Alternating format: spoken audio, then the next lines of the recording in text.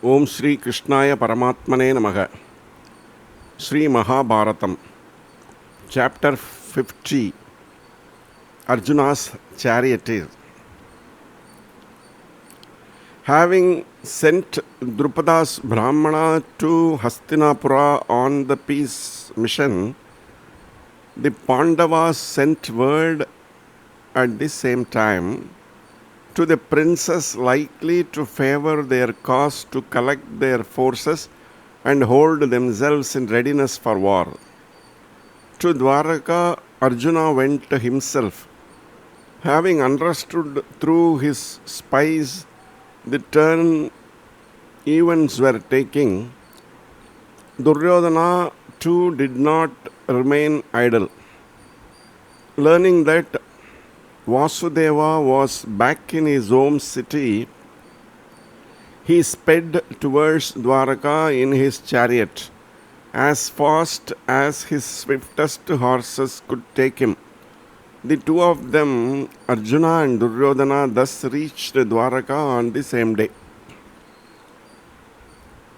Krishna was fast asleep. Because they were his close relatives, Arjuna and Duryodhana could go into his bedroom. There they both waited for Krishna to wake up.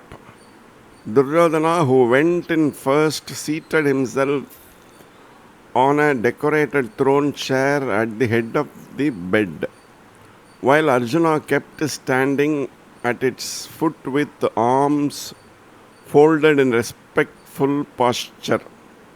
When Mahadeva woke up, his eyes fell on Arjuna, who stood in front of him, and he gave him warm welcome.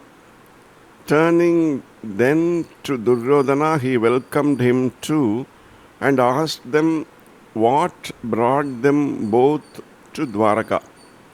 Duryodhana was the first to speak.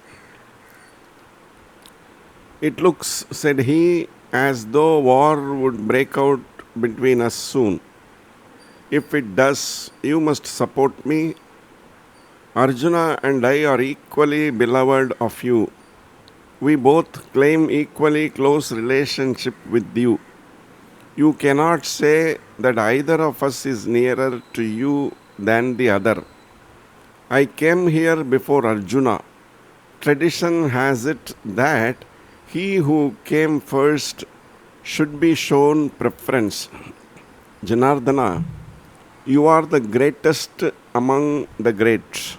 So, it is incumbent on you to set an example to others. Confirm with your conduct the traditional dharma and remember that it was I who came first." To which Purushottama answered, "Son of Dhritarashtra, it may be that you came here first, but it was Kunti's son that I saw immediately on waking up. If you were the first arrival, it was Arjuna who first caught my eye. So even in this respect, your claims on me are equal, and I am therefore bound to render assistance to both sides. In distributing favors, the traditional usage is to begin with the junior-most among the recipients.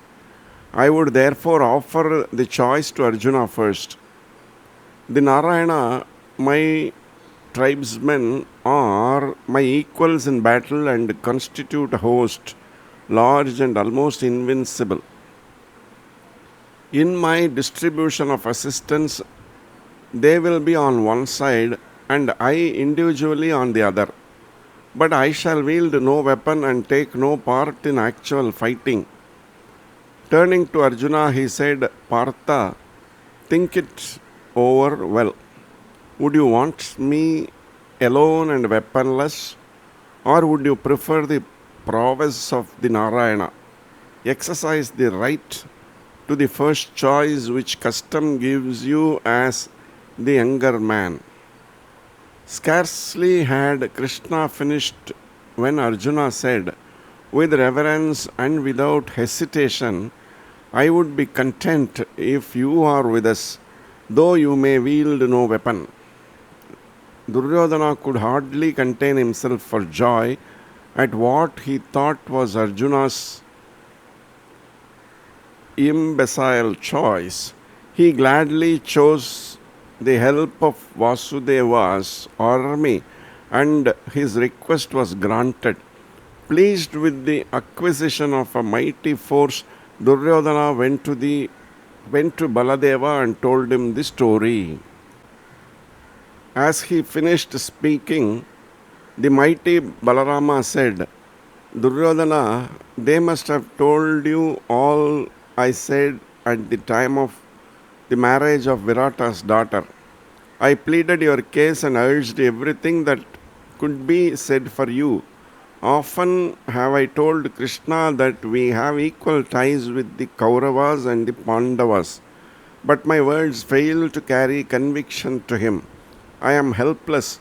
It is impossible for me to side with one whom Krishna opposes. I will not help Partha and I cannot support you against Krishna. Duryodhana, you came of an illustrious line which is respected by all the princes of the land. Well, then if it must be war, bear yourself in accordance with the Kshatriya code, said he.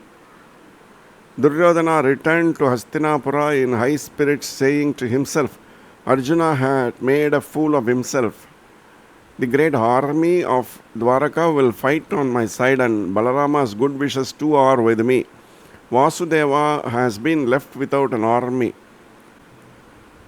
Dhananjaya, why did you choose thus unwisely, preferring me alone unarmed to my fully equipped and heroic forces? Asked Krishna of Arjuna with a smile when they were alone. Arjuna answered, my ambition is to achieve glory even like yours. You have the power and prowess to face all the princes of the land and their hordes in battle single-handed. I too feel I can do it. So I desire that I should win the battle with you driving my chariot unarmed. I have desired this for long, and you have today fulfilled my wish. Vasudeva smiled again and pronounced this benediction. Are you trying to compete with me? May you succeed. For he was pleased with Arjuna's decision. This is the sacred story of how Krishna became Partha's charioteer. With this, the chapter 50 comes to an end. Om Namo Bhagavate Vasudevaya. Om Shanti Shanti Shanti.